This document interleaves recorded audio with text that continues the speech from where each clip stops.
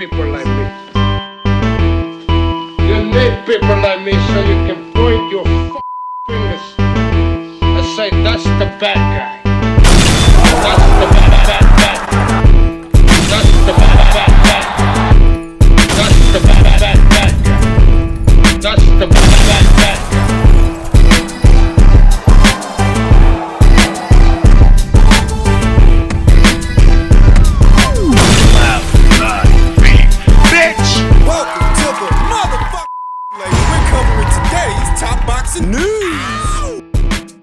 Okay, we'll start with this. The first word from three-weight world champion Yoko Costavay following her lopsided loss to Lourdes Suarez on that MVP show. A week later, with a calmer heart, I understand something. I can't be sad when I know I gave it all away. Sure does hurt, because a fight doesn't start when the bell goes off, starts months earlier. Every early morning, every workout, every sacrifice, every day away from family, every moment where the body is tired but the heart decides to go on. The result wasn't what we dreamed of, but one night doesn't erase my story. One night doesn't erase everything I've built.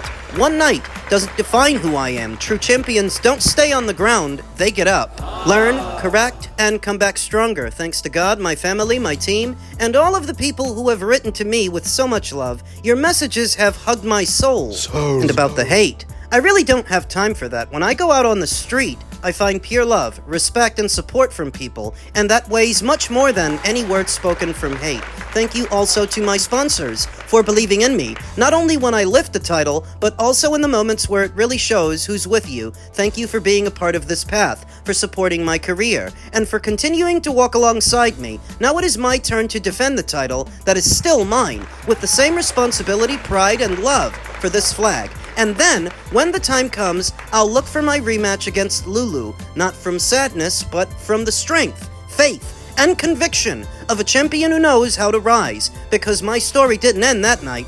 That night started my comeback. And Yoko Costavay would know a thing or two about coming back and putting the pieces back together. She's had to do so 4 times, sporting a professional record of 34 wins with 4 losses and no draws, 10 knockouts, having never been knocked out in 38 professional bouts. Don't forget that she's still a champion at minimum weight. She mentioned it herself, defending her own WBC title in the minimum weight division, which I think she should have been doing instead of fighting Lourdes for hers in the light flyweight division. The loss to Lourdes 2 weeks ago ended a 4-fight winning streak following Yoko Costavay's competitive loss to Senicia Estrada. That fight with Senicia was a lot more competitive than this one. In this one, I think this was the worst I've ever seen Yoko Costavay. At the end of the Estrada fight, you had a lot of people saying they felt that Yoko Costavay had won, whereas at the end of this one, it was very obvious who deserved the W, and the right woman was granted the decision. Now she's free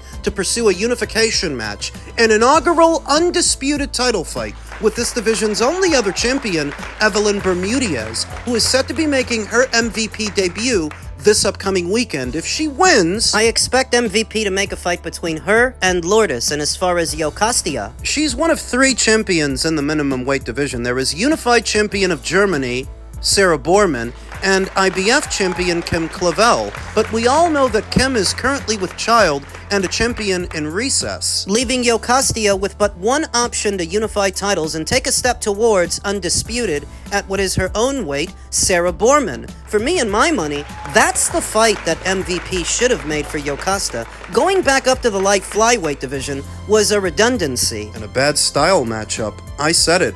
Lourdes is going to be hard to get to, and there's a chance that Yoko Costavay loses. She did. Let's assume that Yoko Costavay is still with MVP, and MVP is still with her, and let's then assume that they make a fight for her with Sarah Borman. Stylistically, that makes for a much easier fight than a Juarez fight, because Sarah Borman's not a mover, not a jabber, not a boxer. She, like Yoko Costavay, is a mid-range to inside swarmer, so she won't be as hard to get to. She will be a bit taller and longer than Yoko Costavay, but she gives up that height to trade punches mid-range to inside, making for a more winnable situation for Yoko Costavay and a chance to win 2 more alphabet titles in one fell swoop. I don't actually know if they're going to move to do it, but theoretically it would be a good fight to rebound with and remind people that Yoko Costavay is one of the best women boxers in the sport. She just had a bad night. Over to the men's featherweight division. 3 pounds over, 6 knockdowns. Luis Nery has hit rock bottom at 31 this past weekend, being destroyed by the Philippines' own Riel Casimero. 24 hours after World Boxing News highlighted Luis Nery's 4th career weight miss and a history that includes a lifetime ban from Japan, the Mexican suffered one of the most punishing defeats of his professional career. Even worse than the one he suffered at the hands of Inoue. Riel Casimero dropped Nery 3 times in the opening round. Once in the second, once again in the third, and finished the job in the fourth, as the former world champion crumbled in Aichi.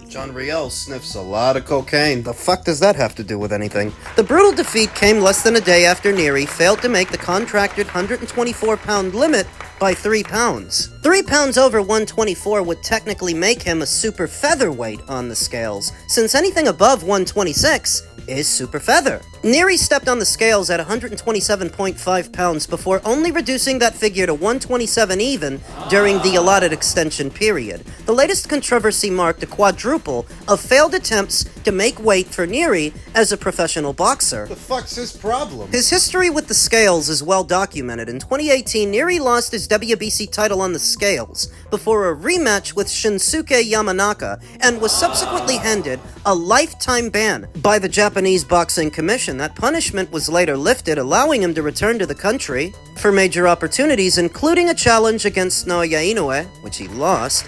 The problems never really went away. This week became another chapter in a story that has followed Nery for years. Why can't this fucking dumbass just make the weight? What's his physical dimensions? He's got that unique problem to where maybe you're a little bit too big for 122 and 126, but not big enough for 130. If the weigh-in raised questions, the fight only intensified them. Casimero made weight comfortably and then dominated the contest. 3 knockdowns in the first round immediately put Nery on the back foot.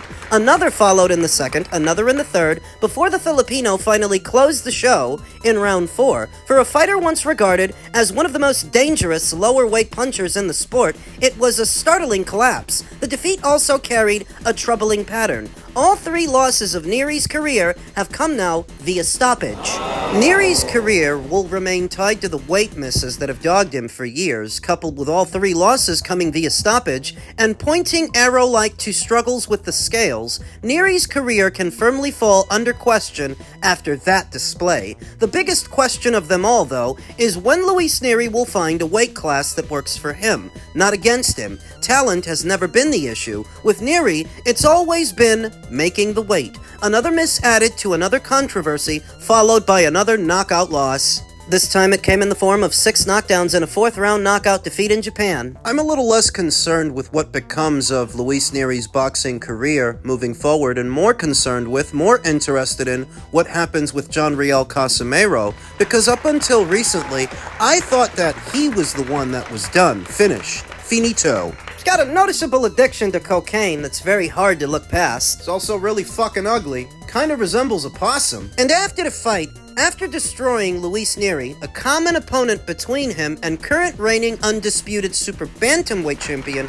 Naoya Inoue, Riel Casimero took to calling his old rival out. This used to be a conversation over 5 years ago when both Inoue and Riel were champions at the same weight at the same time. But the pandemic hit and ruined a planned fight between them, a planned unification match. At which point, they took the then WBO Super Bantamweight champion over to the PBC side of things, where he had a couple of fights, one with Guillermo Rigondeaux. One of the worst fights I ever saw. A combination of Riel not being able to cut off the ring and Guillermo Rigondeaux not really wanting to fight and do much of anything except move around, go for a walk. After that terrible display, neither Guillermo Rigondeaux or Riel Casimero boxed under the PBC banner again, but he was still WBO champion. And so the conversation between him and Inoue was still very much alive up until he's ordered to fight as mandatory the United Kingdom's own Paul Butler. case you forgot. The fight between him and Paul gets scheduled, but then Riel Casimero pulls out, citing stomach pains or stomach cramps. Bad case of swamp ass. So then the fight between them gets rescheduled again after some time passes, except this time, Riel Casimero got caught breaking the rules in the UK using a sauna in order to make weight. What's wrong with that? Most other countries, they'll let you do that, but not in the United Kingdom. In the United Kingdom, based on their rules, you're not allowed to use a sauna in order to make weight. And Riel was caught in the act, subsequently stripped of his WBO title as a result, which then went to Paul Butler. He became WBO champion, then Inoue won the title from him. In what seems like ancient history, I can't remember the last time Riel would have made either 118 or 122, fought anywhere close to those weights. Would have seemed that the Inoue fight and any conversations about it would have died right then and there, but Riel Casimero has recently done his part to revive that conversation. You have to figure. He made 124 comfortably, so can he still make 122? There's enough bad blood and enough backstory there that I wouldn't mind Inoue versus Casimero at the very end of this year, though of course, the ball is in Inoue's court to entertain Riel because he doesn't have to. I mean, it's nice that Riel was able to trounce Luis Nery in very good fashion, but it's not like he did it at 122 pounds. It's not like it's relevant to the super bantamweight division or anything Inoue's doing, and it's not like it's gonna hurt Inoue's legacy if he doesn't fight Riel. The reason they didn't fight, it's not Inoue's fault. It's John's. You're the one couldn't hang on to your brown belt. That's a you problem. I think what really keeps him in the conversation is Inoue's own ambition. He's beaten almost everybody there is to beat at super bantamweight, to the point they're now eyeing a fight with Bam Rodriguez. Bam, who will be debuting as a bantamweight next Saturday, so that he can meet Inoue at the beginning of next year at super bantamweight. Inoue has all but cleaned out 122. Riel is not far from him at 124, where he just fought. He is within proximity of his old adversary. Could the fight happen? Theoretically, it could, if Inoue wants it to. Though if he doesn't, I won't hold that against him. To Inoue, Riel is just a loser. Drug-addicted bum. Well, congratulations that you went over my sloppy seconds after I knocked him out, and supposedly you did a better job on him than I did, but you don't think the after effects of the beating that I put on him don't have anything to do with that? Think you're hot shit because you reheated my sloppy seconds? My leftovers?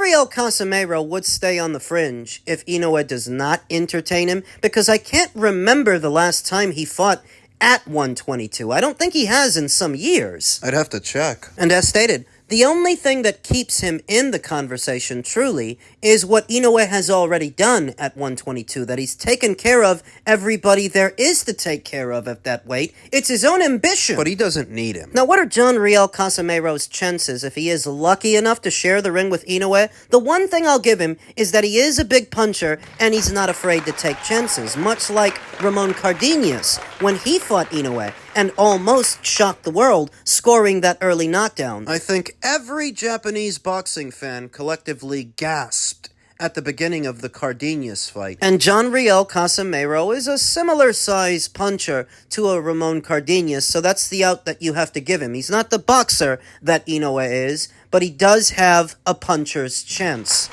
Over to the ongoing rivalry between Dana White and Eddie Hearn. Dana White branded an absolute disgrace for underpaying and mistreating Tom Aspinall. Eddie Hearn continues to go after Dana White every time a mic is put in front of him. The boxing promoter is acting as manager and commercial representative for UFC heavyweight champion Tom Aspinall. After taking a detailed look at Aspinall's contract, Eddie Hearn recently insisted his only MMA client wouldn't be fighting for the UFC again unless a new deal is struck. That wouldn't be the worst thing in the world if Tom Aspinall had the autonomy to go into a different sport, maybe endeavor into boxing, but based on his UFC contract, I don't think that he does. So he's sort of just in limbo. With Eddie Hearn speaking for him, what exactly has Tom done in recent memory to deserve a high payday? Completely on Tom's side, but he's always been a more reserved figure, just concerned he's being used as a pawn in this Hearn versus Dana White feud. Hearn is a real mouthpiece, and I'm not sure Tom's all too bothered about that, absolutely. With Tom, fighters deserve more for a start, but when you consider how Tom has stepped up, For the UFC, he deserves it more than most. Fights on short notice, waiting to fight because of Jones. John Bones Jones, who many would say ducked Tom Aspinall at the height of Tom's popularity and powers. Eddie Hearn reveals the reality of Tom's UFC deal. Eddie Hearn has strongly hinted that Tom Aspinall earns $1 million per fight with the UFC. Doesn't sound too shabby. The Matchroom Sports chairman suggested a potential fight with Alex Pereira is worth $50 million before claiming Aspinall would only see 2% of that revenue. You don't want Tom Aspinall to get as much money as possible, Hearn told IFL TV on Saturday. You want to rob Tom Aspinall, that's what you want to do. You want to give Tom around 1/15 of the revenue because you're an absolute disgrace to UFC fighters. Eddie Hearn would not be the first to say that fighter pay is sort of a sore point for Dana White, his UFC, and his fighters. But timing is everything. Timing is key. When did Eddie Hearn all of a sudden start caring about what UFC fighters are paid? Is it when Dana White entered into the boxing space? Because I could have swore Eddie Hearn not that long ago used to sing Dana White's praises as being a very smart and capable businessman, and he wasn't one of the biggest advocates for fighter pay. He wasn't concerned with it, but now all of a sudden he is when Dana White is stepping on his toes and entering into his domain. Eddie isn't a guy who's typically accused of underpaying his own fighters. And I understand that. What I'm saying is, Eddie never cared that much about what the UFC fighters were getting up until Dana entered into his domain, so careful that all this stuff about Tom Aspinall... That's just the hook that he's using, saying that all you're worried about consistently is the bottom line. Later, Eddie Hearn questioned the way Tom Aspinall has been treated by the UFC recently. Aspinall received a last-minute invite to UFC London, but he couldn't make it to the event in March. It's believed he won't be in attendance when Alex Pereira and Ciryl Gane fight to crown an interim heavyweight champion at UFC Freedom 250 on June 14th. Just a little bit of respect would be nice, Hearn said during a press conference. It's just a weird setup where he doesn't get invited to UFC London. You know, they text him an hour before it started saying, "Do you want to come tonight?" when he lives 4 hours away. Wow. How can't he be ringside at the White House for Pereira versus Ciryl Gane? He's fighting the winner. Imagine me having the heavyweight world champion, and there is a fight for the interim championship where the winner has to fight him, and this guy isn't even invited. It's mental, but this is the arrogance of it all. Look, on the subject of fighter pay, I don't think anybody in the industry of boxing is in any position to lecture Dana White about what he's supposedly doing wrong when he's maintained and sustained a soluble, lucrative business for years, more than many big wigs in the sport of boxing, many of which have found themselves falling on hard times. Who are they to tell him what to do? And the bit about fighters deserving more? Isn't that the problem with boxing? Fighters demanding money that doesn't exist, money they can't generate, money they're not good for. Now you want Dana White to do that with his fighters over there? So he can have the same problems you do. I'm not one of these bleeding hearts, one of these guys playing the violin for every fighter that fancies himself Elizabeth Taylor. They all think they're indispensable if you let them tell the story. And it's always supposed to work out to where they get more money, if it's up to them, but that might not be right for business. Dana understands that. And I do too.